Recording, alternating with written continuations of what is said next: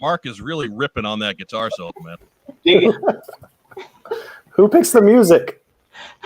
Whatever's free, baby. Absolutely. Wow. Very limited. I love it. It's awesome. The first time he had it on, I'm like dancing. Like, I did the Batusi the first time. yes. It was incredible. Maybe we'll have a chance to play the Guilty Pleasures. I think, Mike, God. you should switch to the live cameras next time. Like, start like you're playing the video, but then switch to the live cameras and keep the music going.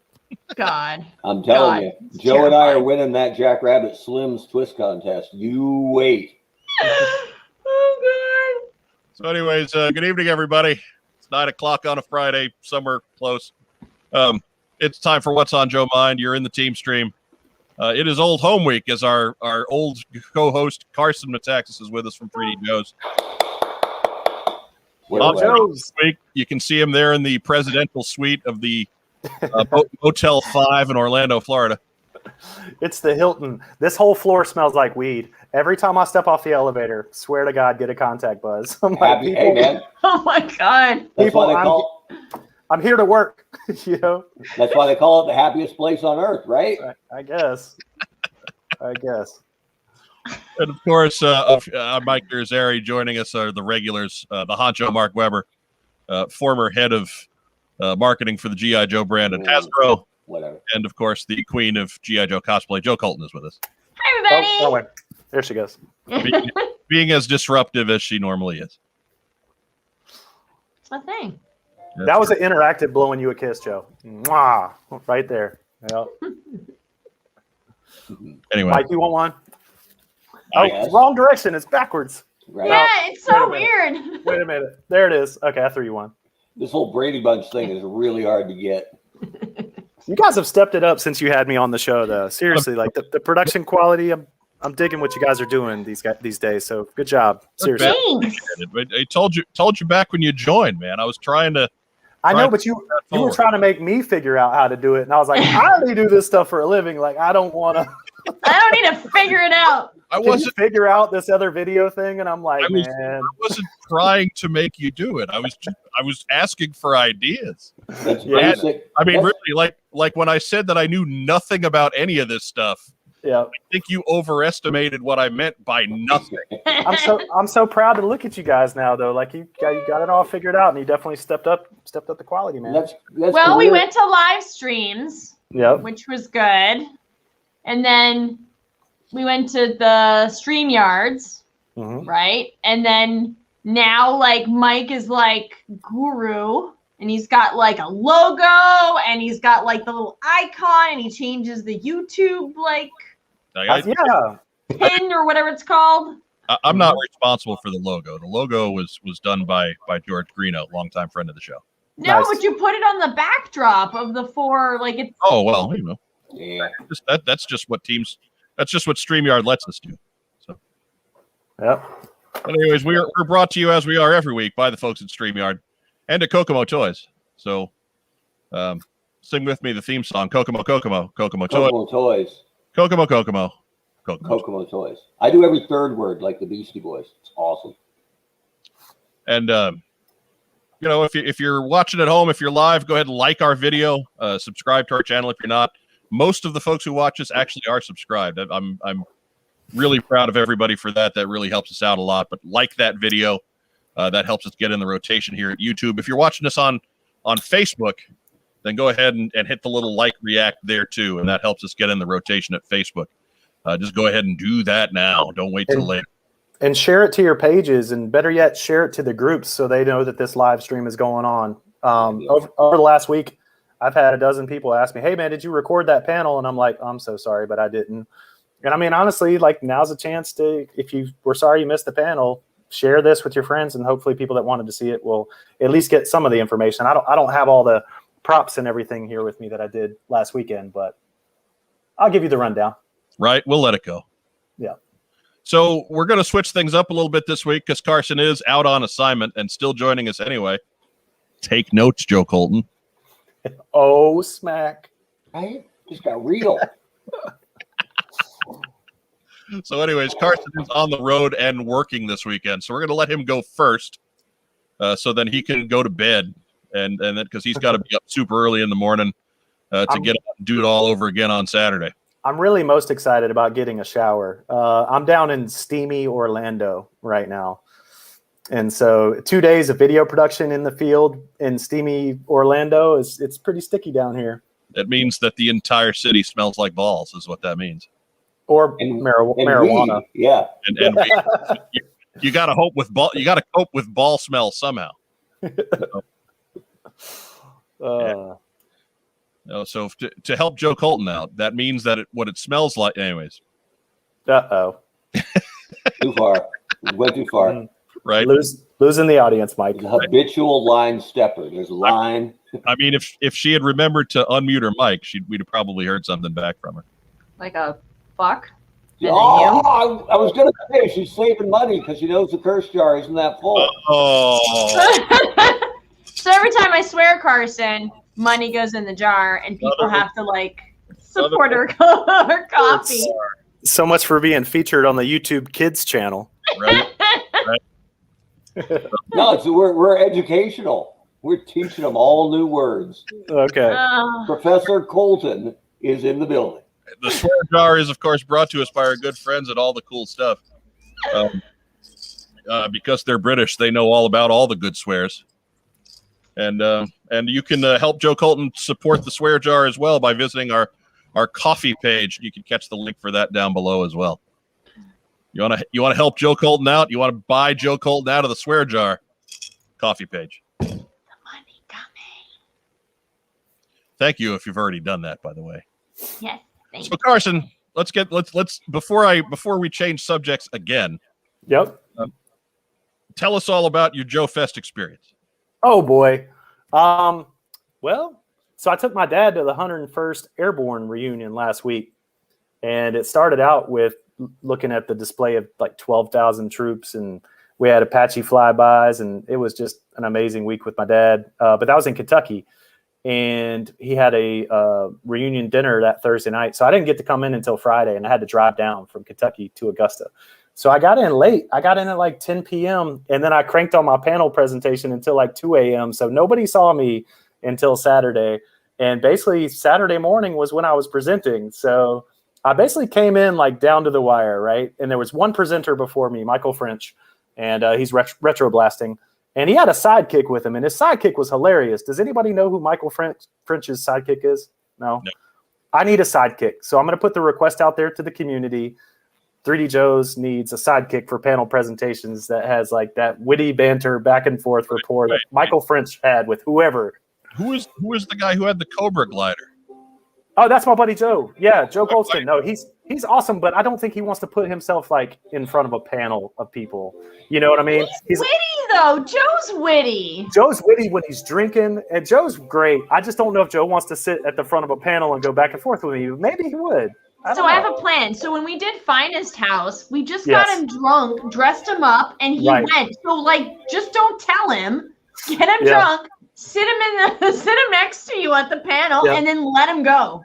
For whoever has not seen the Finest House series, it's where a bunch of the finest costumers got together and just got obliterated for a weekend in costume and mostly stayed in character. Like Falcon was the creepy guy hitting on everybody. Yep.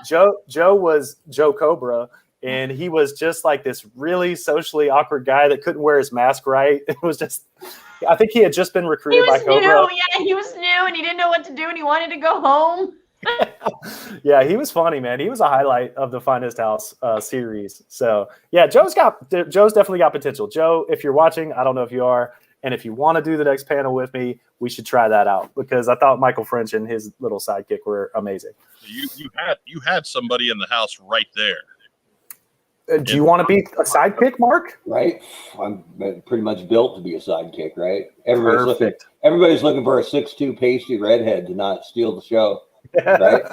I mean, it worked for Andy Richter for how many years? Right? I could totally do his job. So Michael French, like, I guess he didn't need a projector, but my whole presentation, like, I needed a projector. I had built this keynote slide presentation the night before. I was up till 2 a.m. working on this thing, so I definitely needed a projector.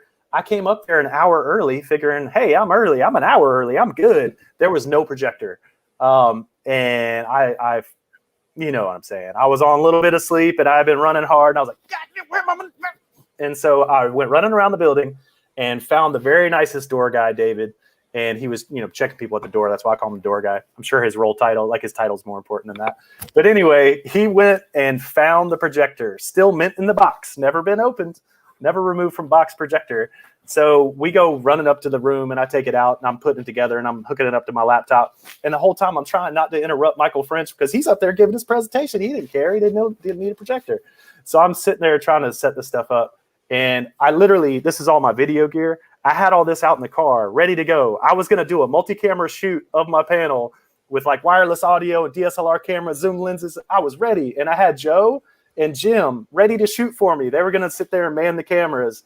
And literally by the time I got this projector hooked up, it was 20 minutes to go until the presentation.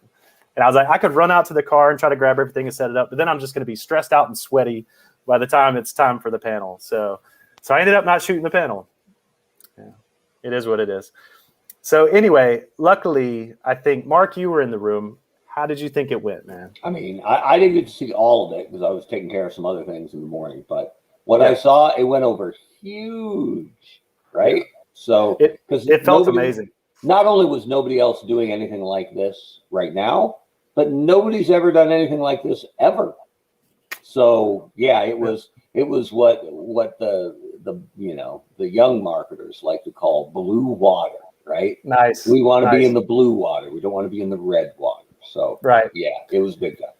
It's just, to me, it's a confluence of events. I've been at this archiving thing for 9 years now, and over the course of 9 years, I've met a lot of the people that created this stuff along the way, and we've been slowly and steadily building these creator profile pages where we have hours of interviews and dozens and dozens of pre-production sketches and presentation art and unadorned package art and process documents and memos and letters and turnaround sculpt sheets and just everything. So we've been working on establishing these relationships and strengthening these relationships. And who's got some video games on? Yeah, somebody left something down here. I'm going to go take care of it. Hang on. Okay. All right, Mark, you grab it. All right. So while you're doing that, I'm going to pull up a screen share. I'm going to do my best to do justice to this presentation, but y'all understand I'm not at the front of a boardroom. I don't have all my Joe family around me. And I really fed off that stuff last weekend. Seeing everybody's reaction in the crowd and vibing off of them was absolutely amazing. And there's no way I can replicate that. And I don't have the physical props to show you, so that's a limiting factor too. But I'll try to recap what I did last weekend. Does that sound good? Absolutely. Before you show anything, for the folks at home who were not connected to Joe Fest at all, give the 2-sentence synopsis of your project. All right. 3D Joe's is a website that archives G.I. Joe. Collecting the Art of G.I. Joe is a book series that documents every single piece of painted art from 1982 to 1994. I sold through those books 2 years ago. But we're not lame. We don't want to just hit reprint and make more copies of what we've already done. We want to do it better. And so one of the ways that we wanted to do it better was add a ton of creator profile, creator interviews to it to add a bunch more content, bunch more stories of the people that helped make this stuff. And so that was kind of the birth of this project. I don't want to spoil it by giving it away. I'm going to walk you through kind of the sequence. Hang on one second. Okay. All right. Window, presentation, share, play. All right. Is that full screen for you guys? Mm-hmm. Yeah. All right, sweet. So I'm naming this Operation Recall. The reason it's Operation Recall is in the military, you can recall any soldiers that have retired from duty in times of, dire domestic need. You can call them back. And so basically, I had created this book series. I had sold out of this book series. It's Collecting the Art of G.I. Joe. I'll skip the little animation there. Actually, I'll show the animation. It's pretty cool. I worked hard on it. Yeah, man, that's sexy. So this is the slipcase, and the slipcase holds all 6 books. So there's the 6 books. Fate, catching up to you. All right, so basically, that book series was a great, huge success, man. The last Kickstarter, we raised $47,000 in 2 weeks. We printed Volume 5 and Volume 6 and the slipcase. The slipcase was, $17,000 slipcase. I made 1,000 of them, $17 a piece, and we just gave them away to every backer. Every single backer got a free slipcase. It took about 1.5 years to sell the leftover books, which is exciting, but it also kind of sucks because 3D Joe's, we don't have any ad revenue. And that was kind of how I was offsetting the expenses for everything associated with the website, right? So from selling out, though, from an ending comes a beginning. I'm like, okay, well, what do we want to do next? We're going to make a hardcover. The reason we started with a soft cover, it made sense. We had to test the waters and make sure that collecting the art of G.I. Joe was something that people wanted. We didn't want to do it's about 400 to 500 hours of work per book. So if you think of that, doing 6 books, it's well over a couple thousand hours worth of work. So we didn't want to bite all that off in one chunk. And each book cost about $10,000 to produce. And like I said, the slipcase was 17. So if you think of that, that's $77,000 that we would have had to raise out of the gate. There was no way. So we did it bit by bit. And that's why we ended up with the softcover deliverable. So what we're doing now is an omnibus hardcover. And there's 3 ways that it's going to be improved. We've already actually done this work, me and Chad Huckle, who's helped me on a tremendous amount of Photoshop work ever since like volume 2. We've already remastered. We've reshot every photo, rescanned every box, re-photoshopped everything to bring it up to a higher standard of restoration, basically through nicer photography technology using HDR, high definition photography that combines multiple exposures to get the optimal exposure across the card. Better focus on the figures, better exposure on the figures. The card art is pristine. So we've already done that work. We're also adding unadorned artwork, much more unadorned artwork. This is from original paintings that I've been able to collect multiple original paintings. My friends at Joe Declassified have shared some, a bunch of Kodachromes, which are the original transparencies, high resolution transparencies. So a ton of that stuff. And then expanded interviews with these guys that we've become good friends with. Kirk Bazigian, brand manager, Ron Rudat, figure designer, Ed Morrill, packaging manager from 1969 to 1989, Bob Prupis, vice president of Boys Toys, Doug Hart, internal painter at Hasbro that took over when Ed Morrill and Hector Garrido, basically when their contract was basically eliminated in the late 80s. I'll get into that more later probably. They brought that work in-house, and Doug Hart was the primary painter from 1988-ish through to 1994. Bill Merkline was the sculptor that his first figure was Ritello, or excuse me, not Ritello. That's a spoiler alert. His first figure was Recondo. His first figure was Recondo. So he was hired in 1983 to do Recondo, who came out in 84. And he worked on the brand up through figures that came out in 1990.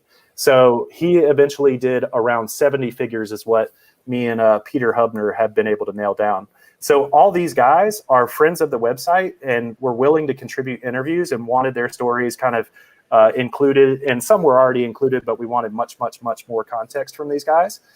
But so I'm going to skip through, remastered art. We already reshot and re-edited everything. This is a previous Zap on the left and the updated Zap on the right. You'll be able to see the primary changes you'll see are in the resolution, clarity, focus, exposure on the figure. And then the card art is actually cleaner too. What we've done here, which is insane, is we're taking the photo of Zap and we're taking a scan of the card back of Zap from an entirely different card back and combining those 2 source files to make the optimal restored image. Do you guys understand what I'm saying there? It's a crazy process, but look at the results. Like the results on the right are so much crisper and cleaner. So big shout out to Chad Huckle for helping me with a tremendous amount of that work. Unadorned artwork. These are a couple examples of the Kodachromes that I was telling you about, the high resolution transparencies that they used to share and replicate. There's an example of the collector's case that came out, and you get a shot there, a close-up of Snake Eyes, which shows you the resolution that's available from these high-resolution transparencies. The Tyco train art and the Tyco trucking art, I actually had a guy that used to work at Tyco that reached out to me, had found these paintings and then searched for the train set and found the documentation we'd done on 3D Joe's and was so happy with it. He was like, look, man, you seem like the guy that like seems to care about this stuff. He was like, what would you do with these paintings? I was like, well, if you want to sell them to the community, I'll help you do that. We can put it up on the 3D Joe's Facebook page, no charge, no fees. But if you also just want to sell it straight out, I'll buy it from you personally. And so he was like, sure, man, I'm happy to do that. You obviously care about this stuff. And so I just purchased these paintings personally, and they're beautiful. They're gorgeous. They're huge. They're huge paintings. I think they're over 3 feet by, I'd say 2.5 feet. They're amazing. They're beautiful, large paintings, super saturated, really colorful. I actually tracked down who one of the illustrators was. There's a signature on the train track in the back left corner. It's an artist pseudonym called Bart Doe. Spoiler alert, I'm going to put artist little breakout profiles on each painter that I've identified that's worked on the brand for the omnibus, and that was not a part of the softcover series. So that's another way that we're going to try to improve and just add more information. Then you got stuff like this that people have never seen. Like, I guarantee 99.9% of G.I. Joe fans have not seen this unadorned and uncropped artwork that was created for the 1990 Walmart file cards. Are you guys familiar with that file card set that they made to basically butter up the Walmart executives? Mm-hmm. Yep. We are, but go ahead again. Give the 2-sentence synopsis for the folks watching. So this is a very rare trading card set that was created and distributed only through Walmart. The only way that you could get this was grab it off the wall in the break room in Walmart, basically. So they printed hundreds or maybe even thousands of these sets, but they literally only got distributed through Walmart, through employees. You could not buy this. This was not retail. And all that you saw on those file cards in terms of this artwork was the little cropped file card box. Like every other G.I. Joe file card, it didn't show you the full art. It just showed you a little close-up of it.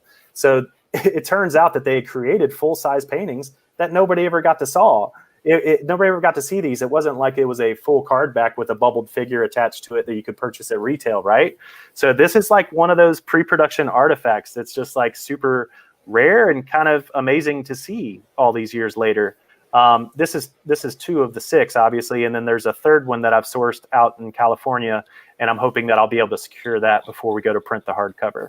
But it's that kind of like pre-production and unadorned art stuff that I'm working very hard to secure to make sure that this book is as interesting as possible, to show you guys stuff that hopefully you've never seen before. This is another example of an underwater set that was created and they tried to sell it as a store exclusive, similar to the Dino Hunters. I believe that this was created around 1992 to 1993. My rationale for that is if you look at Shipwreck at the top, it's similar to the 1994 Shipwreck design, but not quite. They obviously kept refining that figure, and then he was released as a single-carded figure in 1994. And if you look at Deep Six that's underwater there, they ended up releasing that exact color deco as a mail-order figure in 1993. And then the Dolphin came from the Eco Warriors Deep Six that was, I believe, 1992. So I think this was a concept they came up with around 1992, maybe 1993, and they ended up not selling it, not making it for whatever reason. And so they just took the Deep Six that they already had in the works, made him a mail order figure, took Shipwreck, kept working on him, and made him a carded figure in 94. So there's a lot of kind of unadorned artwork for things that you guys, hopefully that you guys haven't seen. This is another example. This is 1995 Duke, who was going to have the forest, kind of jungle fatigue colors. And this would have been the same mold that was created for the 1992 or 1993 Duke that was more desert BDUs. I believe he was going to be the driver of the Sea Lion, which is the recolored killer whale that we have all seen the box art for. Anyway, so just examples of unadorned artwork that show off things that hopefully people haven't seen before, and we'll have stories to go along with those. So the other thing was new interviews. Obviously, like I said, over the years, I've formed many friendships with the creators of this stuff, and I just want to work more of their stories into this. And sit-down interviews are boring, though. So I was really wondering, what can we do different that's more experiential? So I had the big idea. Here's the big idea, Mike. You asked for this probably 7 minutes ago. If you had to give me a 2-sentence synopsis, what the heck are you doing? I'm finally to that point, Mike. All right. So the big idea was, what if I got the old band back together and we made one more figure? So Operation Recall is calling back to active duty all of the retired creators of G.I. Joe, A Real American Hero, to make one more G.I. Joe. So that's the elevator pitch if I had to give it. So one section of the upcoming hardcover will document the creation of an all-new figure, from concept sketches to presentation art to final package art. We've even sculpted the figure and the accessories. It's been an amazing process, and we filmed it all. We've literally filmed over 30 hours worth of footage for this thing. I've been running around ever since I got vaccinated. We had these interviews planned February, March of last year, and then COVID hit. We were going to be shooting this in April of last year. And obviously, these gentlemen, we all wanted to be cautious, right? And so As soon as the vaccine was worked out, and as soon as I was vaccinated, and as soon as they all felt safe hanging out with me, we hit the ground running. We actually started before then. Ron Rudat's son, Tristan, is also a videographer. I mailed him my gear, audio gear, video gear, and gave him questions and had him shoot Ron's part of the process because Ron comes first. Ron Rudat is the figure designer. He was the primary figure designer for G.I. Joe from 1982 through 1986. And he also designed vehicles and decals and books. And the Cobra logo, like, this guy's freaking huge. Everybody knows Ron at this point. The thing about this project is it's going to introduce you to people that hopefully you don't know and people that you should know, you know? So that's one of the exciting parts of the documentary premise of this, is that you'll get to hang out with those people. You'll get to hear their voices. You'll get to see their faces. You'll get to watch them in action. And a lot of these people, unfortunately, still aren't widely known by the community. And this project kind of seeks to rectify, in my mind, that issue. So Ron Rudat, figure designer, here's him in his office. There he is with a black and white piece of line art working on my figure design. And here he is with the final presentation art, putting the color in on it. Kirk Bozigian, everybody knows Kirk Bozigian. He is probably the single most impactful person on G.I. Joe, A Real American Hero. He worked on the brand from, getting it up and running and reborn in 1982, all the way through 1994. He took off and did Hasbro Direct and Hasbro Baby and some other stuff, Play School Baby, and worked on some other brands. But, from 1982 to 1986, maybe 1989 to 1994, hugely impactful on the brand. So Kirk Bozigian would work with Ron Rudat in the early years. So everybody you guys know, Snake Eyes, Storm Shadow, Duke, Scarlet, Baroness, all those popular characters that they're still making movies about to this day. Ron and Kirk were the primary people responsible for those. And they're the primary people that we've documented creating this one additional figure. So here's what Kirk did to Ron's original artwork. This is the kind of markup. And Kirk still got it to this day. And I was really curious to see, what's the dynamic going to be between Kirk and Ron all these years later, right? And they were great. They were totally collegial. And Kirk was not, Kirk isn't just a supervisor type guy. He is an idea guy. It was amazing to see the wheels turning in his head and see the ideas that he came up with. And he absolutely made this concept so much better, from really practical stuff. See how he's got a flare gun in his left hand? Mm-hmm. See how he didn't have a holster on his left thigh, right? It's simple details. Okay, so where does that flare gun go when you put it away? So add a holster, that type of stuff. But then also buying into the concept of the character and making the concept better. So the concept of the character is basically, spoiler alert, this is something that I pitched to Hasbro in 1989. And I still have the original letter where I pitched it. And I actually have the Hasbro rejection letter where they very nicely rejected the pitch. How were you in 1989, Carson? I was 10 years old, man. I was 10 years old. I don't think, let me skip through here really quick. I don't think I even included that in the slide deck. That stuff's not even in the slide deck. And this is the kind of thing, when you're dealing with a crowd and you're getting feedback from them and you can see what they respond to, I totally took a left and decided to go ahead and share with them the what I showed in 1989. Do you guys want to see it? Sure. Yeah. Carson, I've never seen a rejection letter from Hasbro. Well, you're about to see one. I mean, I'm just really glad that I kept this. You know what I mean? It was pretty crazy. Of course, I never thought 30 years later I'd be running an archive dedicated to G.I. Joe, and that this pitch from 1989 would lead to a documentary project where I'm getting to work with all the original creators to actually bring this idea to life. That is a crazy story. And I never would have thought that that's where my life would lead me. And it just has. I keep putting passion into this, and it keeps opening doors for me, basically, is the short story of it. So anyway, dear president of G.I. Joe, hi, my name is Carson. So it's 10-year-old me asking them to please make this guy. He's a radio teletype operator. He comes with a carrier pigeon. His code name is Ratello because he's radio teletype operator. And his carrier pigeon is CP, whatever. It's not special. I'm 10 years old. Give me a break. But he's special forces because we're holding you to it, man. We're holding you to every bit of it. It stayed pretty consistent, though. His specialty is special forces, and you'll see some stuff later that indicates that he's still special forces. The birthplace is Fort Riley, Kansas, where I was born. And then I wrote the file card, and of course I did all the designs, and I showed Hasbro where they could reuse Flint's arms, and they could use Beachhead's crotch and Hawk's legs. This is 10-year-old you. Wait a minute. This is 10-year-old me. Beachhead's crotch? Yeah, but I didn't want to say crotch like as a 10-year-old. I thought that was off color. So I actually drew the crotch right here. I'm just saying, Beachhead is kind of famous for one thing, right? Oh, is he famous for his crotch? Yeah, it breaks all the time. Oh, I see what you're talking about. Okay. But yeah, so, I spelled out the other pieces that they would need to make that would need to be unique. I even drew out the little inside pieces. You see that, like the O-ring and the T-hook and the screws and stuff. I was a crazy 10-year-old.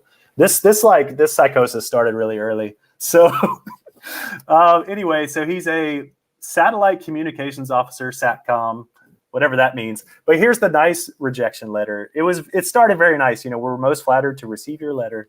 And then they only had a little bit of legalese at the end. We have neither copied nor reviewed your materials, basically. So if they come out with something similar, I can't say, oh, they stole my idea. So anyway, I got that rejection letter from them. I did end up, like a couple years later, making a Steel Brigade called Rotella. So he kind of got made, but not really. So anyway, that's the 1989 childhood Carson connection. So I ended up showing that in the panel, and that was a lot of fun. I think people enjoyed that part of it. So Kirk Bozigian marked up the concept, and that's just behind the scenes, me filming with Kirk. So Ed Morrill, a lot of people don't know Ed, and he had a hugely influential relationship with Hasbro. He was brought in 1969 to help relaunch or rebrand G.I. Joe as Adventure Team in 1970 for Toy Fair. And that was the start of a handshake relationship with Stephen Hassenfeld that lasted 20 years. From 1969 to 1989, his production packaging agency worked with Hasbro exclusively on toys. They did all other kinds of consumer packaged goods, but they only worked on toys for Hasbro. And that was because of a handshake deal with Stephen Hassenfeld. They did Transformers packaging, Visionaries, and of course, G.I. Joe. He hired Don Stivers in the 70s and managed him on all the packages. He hired Hector Garrido in 1982, 81, and managed Hector Garrido throughout the 80s for all the packaged artwork that's still getting mileage to this day. So Ed Morrill is a guy to know. He's a guy that we should know and that we should celebrate. So anyway, I've known Ed for several years now. He's come down to North Carolina. I took him to his first Duke game at Cameron Indoor. We're good friends. He came to my wedding. We've had a really good relationship over the last several years. He's a super smart guy. And again, I just respect the heck out of all these guys that helped make this timeless brand that was so influential in our childhood that we still celebrate it to this day. So he helped with the 1982 relaunch, the generation of an entirely new kind of brand and logo, black backgrounds, explosions, characters popping off the explosions, 2D tilted flat G.I. Joe logo, 3D 1986 extruded logo, digital background explosions. All that stuff came from his production company working in partnership with Hasbro's internal packaging folks. Matt Lysak is the name that comes up the most in terms of leadership there. So Ed Morrill, we got 4 hours worth of interviews with him. He did the packaging sketches for the layout for this character. He did 4. We've got footage of him for an hour talking through the 4 different sketches he did and what his thought process was and why he did things a certain way. And what most people don't know is that he created these thumbnail sketches for Hector Garrido, for Hector to execute on. He kept them really loose so that Hector could have a lot of say in how the details came together, but he wanted to make sure that each package on the shelf had a really unique appearance and wasn't going to be confused with another figure that was on the shelf. And he wanted to accentuate the best accessory or the best feature of that character. So he really mulled over our character and gave it a lot of thought, and I'm excited to share that kind of stuff. So Doug Hart was the packaging illustrator, again, that I mentioned earlier that took over for when they brought it back in-house internally in Hasbro. Doug Hart was the man to take it over. And again, he really made the brand his own. By the early 90s, you'll see it shift away from Doug Hart kind of emulating what Hector Garrido was doing and evolving the style into something entirely his own, where he was using a lot more of photo reference and creating much more photorealistic portraiture on the faces. So a lot of much more believable kind of expressions and faces. Like when you see Sonic Fighters Law, you see Kirk Bozigian's face because he shot photos of Kirk Bozigian and he painted it how he saw it, right? So yeah. Doug Hart made this brand his own. He was no longer kind of walking in Hector's shadow. He was definitely doing his own work, and it was exemplary in and of itself.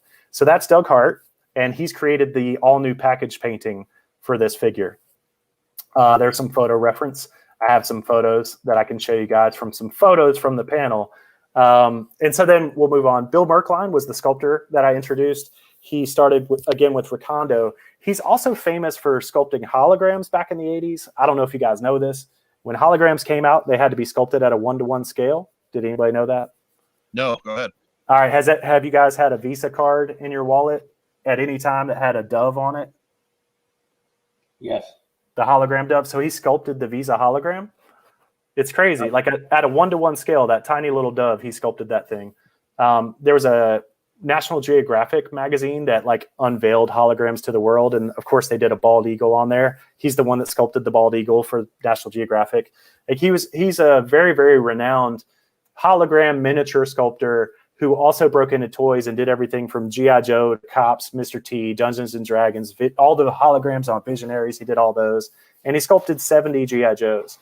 So he's an amazing guy. I spent 2 weeks with him, 14 days, basically, living in the guest bedroom, eating dinner with him every night, sculpting during the day, listening to these amazing stories. He's super smart, super intellectual. He's into guns and airplanes and military history and movies.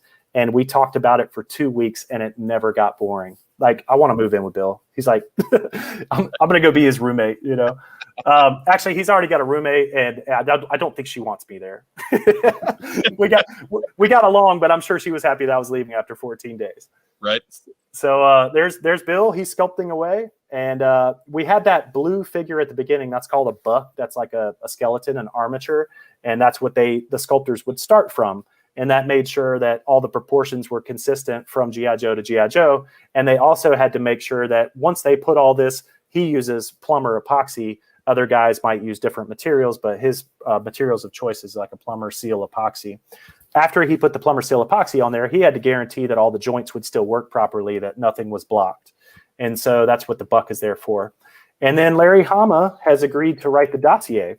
So Larry Hama, obviously he wrote all the comic books, he wrote all the file cards. He is the generator of all the ideas and characters and concepts that turn these little plastic figures into people that we still care about. So I'm so very happy that Larry Hama is going to be writing the bio for this guy. And I'm also curious if he's going to change the name, from Rotello, which is it's okay. It is what it is. I kind of hope he changes the name. We'll see. 32 years in the waiting. I can wait a little longer. Okay, so this was the speed round of the creative process. Anybody that doesn't want to see this, that wants to like hold out for the book and just like read it as a chapter, I want you to like leave for 10 minutes and come back and catch the rest of the show. All right. So speed round, creative process. Here's the sketches that Ron Rudat created, a couple different options. Here's the backpack options that he created and the carrier pigeon options. Everything from a regular bird to a bird with armor to like a full drone that kind of looks like a bird. All kinds of ideas. This is Kirk Bazigian's markup that he did on that. We actually recorded this whole session. It was like 45 minutes of watching Kirk Bazigian's wheels turn. And it was a lot of fun. I was on a Zoom meeting with him for that because we were keeping this part of the project moving during COVID. So this is the final line art on the left, the 360 turnarounds, like an engineering drawing on the top right, and then accessory engineering drawings on the bottom right. I actually ended up taking those accessory drawings and working with a 3D designer and creating actual 3D printed accessories. So I can show those later. Here's Ron Rudat's color studies. He did 6 of them. Of course, Kurt didn't just pick one. he had more feedback and Ron created a 7th color study, and it's awesome. So there's the final presentation artwork. This would have been showed through to management to get approval to move on to engineering the figure. And here's the 3D printed accessories. The drone attaches to the backpack via a peg, and the bird, obviously, like his little claws clasp on to the little T-bar at the top. The helmet fits. The gun has a removable suppressor, and it also has removable mags, which tuck into the backpack. So it's freaking awesome. Once I had the accessories all measured out, I created a template for Ed Morrill to know how much card space he had to work with, and then he created the 4 sketches. So there's the 4 sketches. And then Doug Hart got to work on the painting. And so first he starts with line art, and then he starts really fleshing it out. And there's the final painting. And there's Doug's dog. So here's the sculpture. It's time to move on to this armature. There's the buck.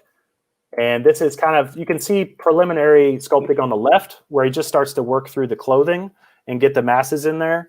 And then you can see where he starts to add, straps and bandoliers and grenades and that kind of thing on the right. And he used another material called A+B. It's also an epoxy, just so he get a little color variation there. And it kind of helps him, as he's adding the accessories to just keep some clarity on that. But there's the final sculpt. It's actually not final. Bill Merkline wants me to come back up and let him tweak it a little bit more, and I'm gonna do it. So I'm going back up to see Bill. It's close to final. It's really, really close to final. And you're not moving in with him, right? No, I'm not moving in with it. Amy does not want that. But their dog, they have a young dog named Puck, and Puck is like absolutely in love with me. So I have heard that Puck misses me, and they do want me to come visit. So I did not wear out my welcome.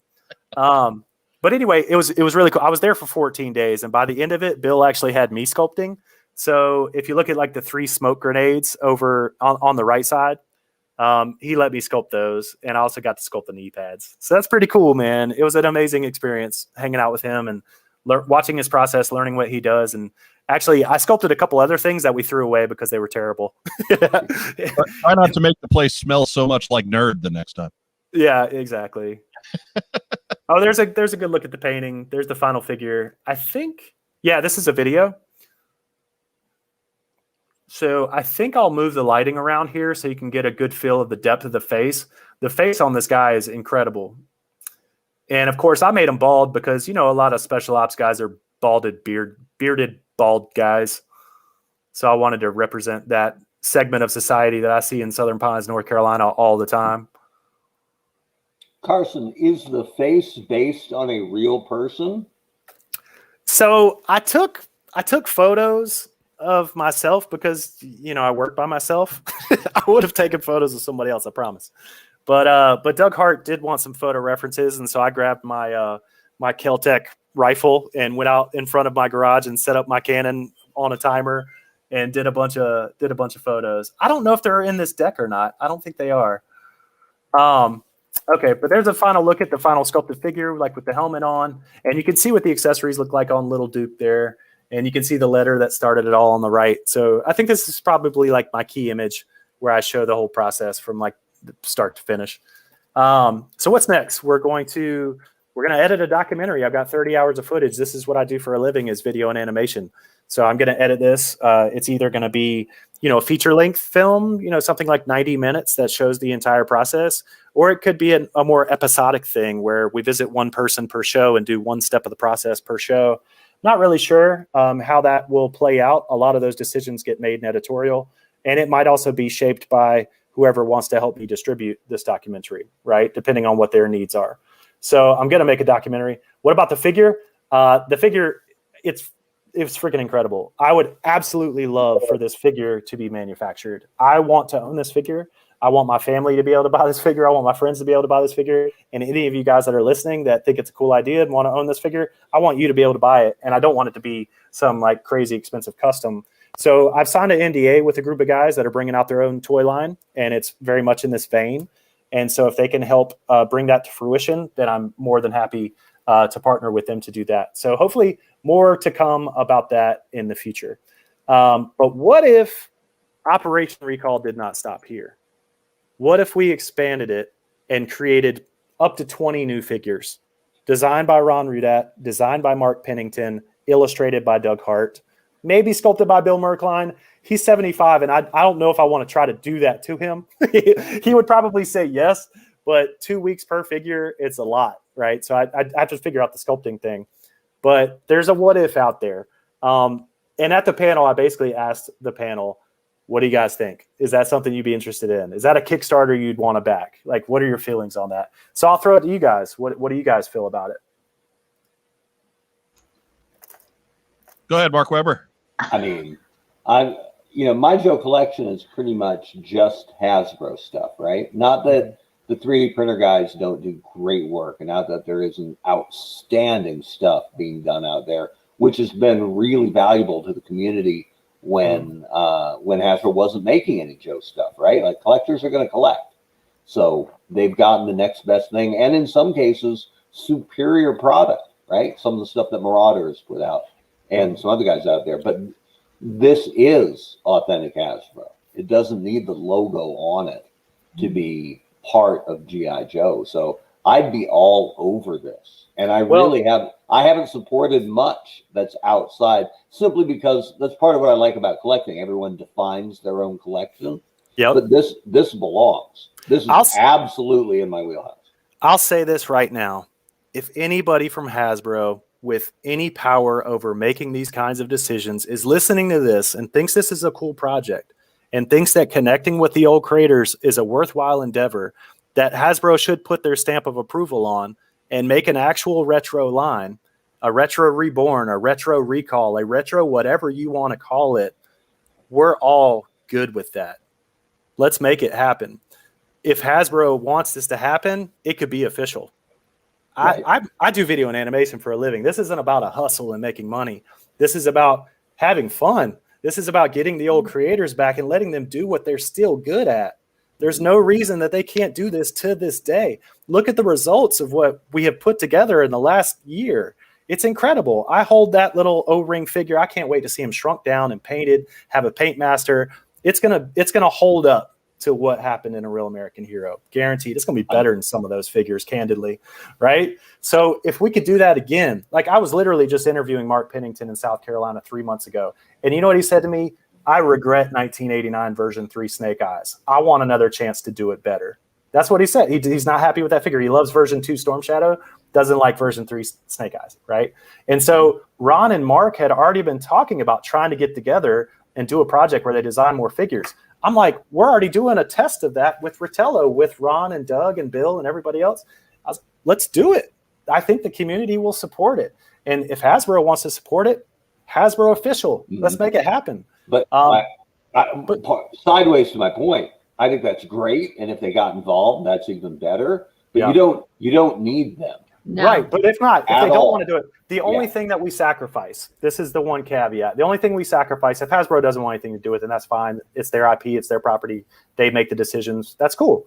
But if they don't want anything to do it, then yes, it's not G.I. Joe. There are no G.I. Joe logos. I wouldn't use the new logo anyway, and we certainly couldn't use the old 2D logo or 3D 1986 extruded logo. The other sacrifice is the bad guys can't be Cobra, and you can't use Cobra symbols and that kind of thing.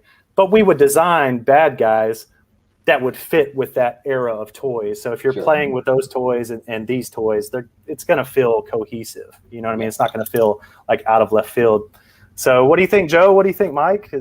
I would buy every single one of them. Like I was like watching, like, oh my god, like just like I wish I had seen it live, but this is great. Like she wants to see she wants to see your take on the Red Ninja.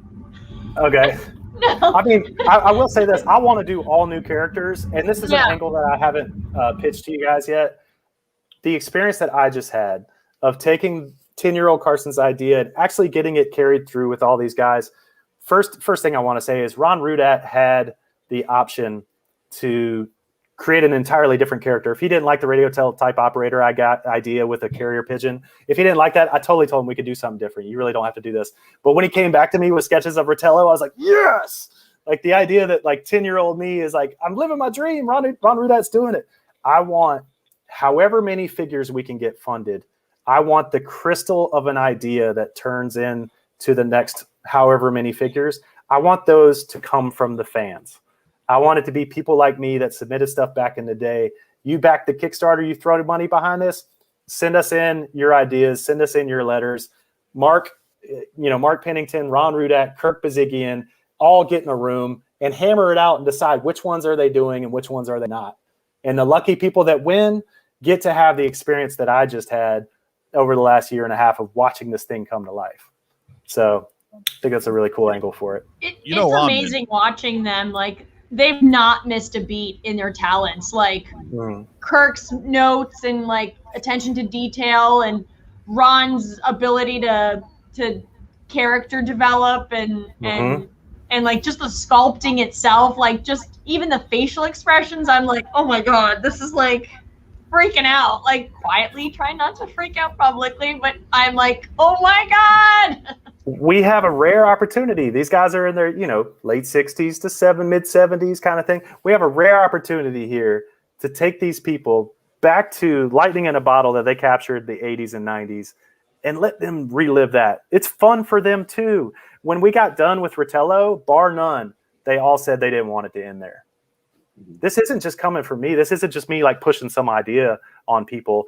They had a fun time with it and they want to do more of it. And so that's what got me thinking about, damn, can we really do this? We might really be able to do this. And so I've been talking to people that know people with a factory, that know project managers in China that are creating their own toy line, that we can do this. Like, it's crazy. It's becoming real for me. And it's very, very exciting. I mean, I'm in, Carson. There's a public record of the last 10, 11 years of me waving drums over my head, up support for stuff like this. So I'm in. I know you are, brother. Totally. I appreciate it. Here's a good question. If Hasbro said they would do the figure, but as a modern sculpt, would you still approve? I mean, yeah, it would still be a dream come true for me. I'm not going to be like, well, no, it has to be O-ring. My only little asterisk next to that is like, I at least get to make custom O-ring versions or whatever. Like, I'm not going to not have an O-ring version of this guy in some form. But that said, I think there's more potential in doing vintage style stuff with the vintage designers that did it back in the day. I think it makes more sense to do retro recalled, right? You're recalling the old troops to create some retro figures. We're not doing modern figures with vintage package art and calling it retro. And I'm not taking a dig at anybody. Everybody knows when we were supposed to be getting a retro line and got more modern figures re-released. It's like, oh, great. They're using the actual Garrido artwork. That's awesome. But they're using modern sculpts. That's not retro. Imaginations ran wild, and it was, it's not that it's bad work. Even, I mean, the figures are fine. Yeah. Speaking as somebody who has the vehicles from that line, and I'll probably wind up investing in Stalker from the carded figures. It does feel a little hollow. Yeah, it's just, Mark, you guys released that Snake Eyes. What year was it? 2015? Yeah, it wasn't that long ago. Right. So and it was a re-release then, right? Yeah. So because it's a great figure, but it is amazing. It's an awesome figure. But when the expectations or the hopes, the wishful thinking of the community was, oh, we're getting retro. Oh, they're going back to O-ring. Oh no, they're not. Oh, they're just re-releasing Snake Eyes from 2015. Yeah, it's like a classic rock station saying, "Here's Imagine Dragons," and you're like, "Was that really that long ago?" So, yeah. Hey, one of the things I think is really cool about this, almost every step of the process, as it's done now, is done digitally, right? Right. But everything I saw, and I think everything, is pen and paper or paint and canvas, right? I'm glad I actually already had my my personal kind of hidden behind the scenes development page pulled up, because I do want to correct one little piece of that. 1 second. So I mentioned when I got the accessory illustrations back from Ron Rudat that I thought a valuable next step would be to work with a 3D developer to turn those into more solid, kind of more detailed, like ready to print accessories. Are you guys seeing the webpage right here? Step 9. I am. Hang on. There we go. There we go. All right. So shout out to Adam Freeman. This is a freelance 3D modeler. I believe he's already doing work with Hasbro. So this is the original backpack design by Adam Freeman. Hopefully this model will load correctly. I'm in a hotel with terrible Wi-Fi and I'm already streaming video, so we'll see how it goes. But anyway, I've done the research to where these are based off of real military tools that are relevant to this day. So a tactical cyber equipment, CMOS, which is a modular open suite of standards chassis. That's a real backpack concept. Of course, it doesn't look like what's pictured here. This looks like what Ron Rudat designed it to look like. Anyway, so there's some straps, there's like the little pouch. I worked with Adam to create these 3D designs. And then of course, 3D designers are more focused on aesthetics and less focused on engineering and printing viability. So I ended up working with a 3D printer, Mike Seifert, who did the engineering aspect of it and helped turn these 3D designs into 3D printable, engineerable models. So here's the bird. This is one of my favorite parts. He's got a little helmet. Oh, he could take at least a 22 to the head, and he'd still be all right. He's got a flak vest on the front here, and then on the back he's got like Rob Liefeld pouches everywhere. I love it. Feature part out, Polly. He's carrying the hell out of some messages, man. Like he's really ready to roll. And then he's got the traditional World War II, World War I aluminum canister that they would wear on their legs. So believe it or not, before I kick this over to Larry, there's the tactical helmet with the microphone. Here's the Sig Sauer with the removable suppressor and clips. Here's the printed accessories that Mike Seifert put together. And yeah, I'll click through those so you guys can see a little bit more of these accessories. There's it from the back with the drone attached. There's the drone flying behind him. Does not actually fly, requires handheld poses. There's a couple mags that go in this little pouch right here. The straps come off, which this is a very unique accessory. I don't think I saw this on any Real American Hero figures. So we were trying to do some unique stuff, but like that would still fit, in the wheelhouse. And there's the extra mags tucked into the pouch. It'll actually hold 3. There's the bird. So yeah, there's the gun with the removable suppressor and the folding stock. I don't know if I mentioned the folding stock yet. Oh.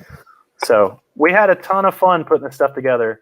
Yeah, there's the layout sketches. So I think that's all I wanted to show. But Mark, to your point, all of this stuff was analog with the exception of the 3D printed accessories. Mm-hmm. And you're right, it's a dying art form. When people are doing ideation for characters, they're sketching on an iPad or they're sketching on a Wacom Cintiq. When I went to HasCon in 2017, all the designers there had the giant desktop Cintiq and were just going to town on it. And they're amazing digital artists. And the sculptors are working in ZBrush and whatever other applications they're working on. So they're not creating, armatures with plumber seal. Mm-hmm. They're not doing paintings with gouache and acrylics. They're just not putting pencil to paper like they used to. And so part of this documentary that's very important to me is preserving I hope not dying, but certainly a contracted art form that not a lot of people are practicing anymore. And the fact that Bill Merkline and I recorded for 14 days. I've got probably 20 hours of start to finish sculpting with Bill Merkline. That's going to hopefully help teach another generation of sculptors to do this the old way. And there's a reason to do it the old way. I noticed this when he was sculpting on that butt, when he was doing the pockets on the back. He did one little pocket, and then he did the other little pocket. And you know what? They didn't look exactly the same because there's humanity there. There's human error. There's just adjustments that get made. There's there's life in it. And if you would have done that in the computer, it would have been perfect.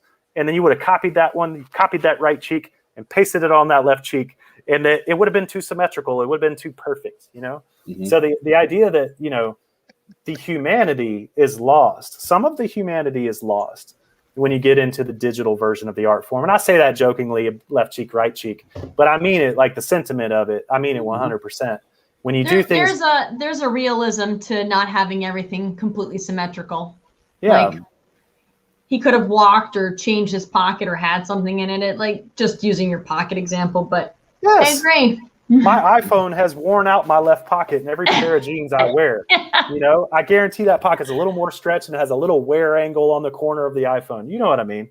So the humanity is lost when you do digital. And I'm not saying that to hate on anybody that just works digitally. I understand the benefits of it too, in terms of layers and revisions. And yeah, there's a lots of reasons to go digital too. But Mark, to your point, this is preserving that analog process through documentary film. I think it's outstanding. Rather than just say something along the lines of working on the details of the pants, it's like when he's working on that butt. Right. When he's on that right cheek, and he's going to town. Come on, I try to bring humor to this stuff.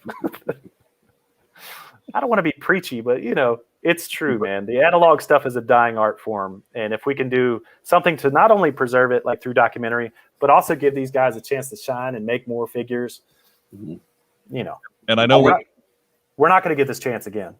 Go ahead, Mark. I'm sorry. Just my favorite thing that I didn't know that I missed in the presentation that I saw here is that the pigeon's claws are exaggerated, right? He's got big feet. They're gargantuan. Because 100 years from now, you don't want people going, oh man, does anybody have the carrier pigeon without broken feet? Right? It was definitely a revision that we went through several revision cycles on the pigeon, and that all happened with me and Adam and Mike. Mike was like, this shit will never print, so he started making some revisions on it. And I think we went back to Adam, but I'm not sure. We definitely ended up combining the 2 feet. Originally, it was 2 separate feet, and it was like, those peg legs are never going to work. So we ended up combining the feet and then making them larger. But spoiler alert, one of the revisions that Bill Merkline wants to do, even though this isn't even a figure revision, he's got some figure revisions he wants to do. It's the same guy that sculpted the Visa Dove. He wants to sculpt the carrier pigeon. He doesn't think that the carrier pigeon that Adam did is as lifelike as it could be. So, Adam, I love you. I think your pigeon was amazing. But if Bill does something better, right, we might have to go with Bill Merkline's pigeon. We're gonna see. Just keep those big feet, baby. Yeah. That pigeon, absolutely. So that's pretty much it. That's the whole pitch, man. That was the panel. I think it felt pretty good just to giving it it's so different when you have a live audience and people you can read people's faces. Like when I was showing the slides, I couldn't read y'all's faces. So it's impossible to kind of tailor it. I think they were stunned, right? Thanks. Like in a very good way, just like the brains couldn't quite process what they were seeing. It was a resoundingly positive room. Absolutely. I certainly felt that way, man. I've been chomping at the bit to talk about this for 1.5 years, 2 years. And Joe Fest was just like this big release where I can finally just show and tell all this good stuff. And it's made me through, last year was tough, man. And a lot of people had a tough time. And I've told people on multiple occasions that this project was like one of those rays of sunshine that made it all better or made it all doable, just get through it. And so finally, getting vaccinated and having the opportunity to go meet with all these guys and see it come through to fruition in totality, incredible. It's a little bit of a sliver and very similar actually to what it's like to be giving the Hasbro panel, right?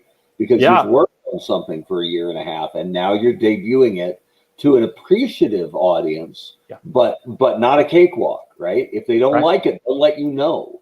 And so finally be able to pull that curtain back and have a discerning crowd be fully behind it was my favorite part of the process at Hasbro. And I'm glad you got to experience that same thing at Joe Fest last weekend. It's crazy because I'm just like a hobbyist with an archive. You know what I mean? You're the real deal that actually worked on the brand for Hasbro. And so for me, but for me to get a taste of that, like as an archivist, that's crazy. Like the fact that I've been able to do all this and that everybody has said yes, like every step of the way and bought into like the vision of it and had fun with it. I just feel really, really lucky. But I said this online and I meant every bit of it is that no one has been doing more for this hobby than you over the last 7-8 years. So there's so many people. Salute. There are so many people that do so many great things. So I thank you because I've certainly given countless hours to the archive and to documenting and that kind of thing. It's also hard to hear that because I know how many other people are doing so much great stuff too, from customizers to costumers to Joe Declassified, people like historians, archivists, selfless people that are sharing for the passion of it and the love of it and not the monetization of it. People, Chris Murray, podcasters, of course, present company, of course, included. The selfless nature of it, man, of all the creatives that are creating this stuff. Chris Murray, for example, Joe Declassified and 3D Joe's kind of handshake deal a couple months ago. Like, we're going to team up and we're going to make 3D Joe's bigger and better than it's ever been. Chris Murray spent a month with me working on one page for Guy Cassaday, and the whole community benefits from that. If you go look at that Guy Cassaday page, there's 200 photos, over 2 hours of audio interviews. It's extensive documentation, free of charge to the community to help preserve Guy Cassaday's hard work and his incredible toy legacy. You know what I mean? So I'm one person that's, a representative of a much bigger movement to preserve and, present this stuff to the community. So thank you for saying that. But more importantly, thank you to everybody else that sees Crazy Carson coming along with an idea and says, yeah, all right, let's do it. Hey man, Crazy Carson always has a home at What's on Joe Mind. So you have anything you need to share, you bring it on, and we plug in the microphones and we will turn it up to 11 for you. It feels like home, brother. I appreciate you guys having me, man. It's a nice homecoming. Always at any time. But let's let you get to sleep, man. All right, fellas and ladies. Carson, it's been lovely having you, man. All right, guys. I'll talk to you soon. Yo, Joe. Yo, Joe. Later, guys. Yo, Joe. So if you're just tuning in now, you just missed Carson's his panel from Joe Fest. And so just a beginning to end production of an O-ring style 1982-ish type themed action figure with all of the original creators. You will definitely, when we get done here tonight, you will definitely want to go back and watch that beginning. Make sure that you're also doing all the wonderful YouTube and Facebook things, like our video, subscribe to our channel, like our Facebook page, all that other great social media stuff. Share this around. We really want to get people aware of this. We want to make this as big as possible. I think that was, without a doubt, the best 60-minute elevator pitch I've ever heard. Yeah. And you worked for the main place. For a while. For a little bit. I mean, Yeah, for a little bit. 4 years. That's an Olympiad. That's an administration. 5 years. Don't you sell me short, Mike Irizarry. I'm sorry, my math is off. Whatever, man. Yeah. I had a lot of crummy jobs in that time, so I can't keep track of when you had a good one. No, you can keep track of it. You just watch where the profits fell off. They didn't sink the whole time. No. As a matter of fact, the Transformers team is doing amazing work right now. So they've taken that hand off very smartly. There you go. I mean, you can. That's all. Carson's stuff is awesome, and the lone. If I'm going to be the lone tomato thrower, because he already said it, I kind of hope they change the name. Right? Let's hope Larry comes up with something a little more. Larry will do it. A little more compelling than Rottello. He'll come through. Yeah. Have faith in some Larry. I like how I saw Mark Pennington talk there, and when people would ask him about characters, he'd have no idea who they were talking about, right? Because he would design them as Snow Trooper, right? And they'd go, "Blizzard's my favorite," and they'd talk for 5 minutes, and then he'd go, "Which one is Blizzard?" Right. And they go, and they show a picture, and they go, "Oh yeah, I love Blizzard. I thought it was great. I want to make a more modern snow job," and he'd go right into it. But when he designed them, man, they were just like, breacher trooper. Just names, yeah. Just generic infantry trooper, etc. And there was always 12 more to design. So once one was done and off to Larry, he was done with it, right? Like did not care. Not that did not care, but had something else to work on. Well, he needed his mind clear for the next one, and it was. He only focused on what he needed to focus for the amount of time that he needed to build that, and then it was gone. Yep. People are like, "I love the Heliviper." And he's like, "Okay." Cobra Copter dude. Okay, got it. I love that guy too. Much like Joe Colton on baking projects. Yeah. True. Just clog it all and then just flush it out. I'm very thankful Maggie came over because this is like my 7th time trying chocolate chip cookies.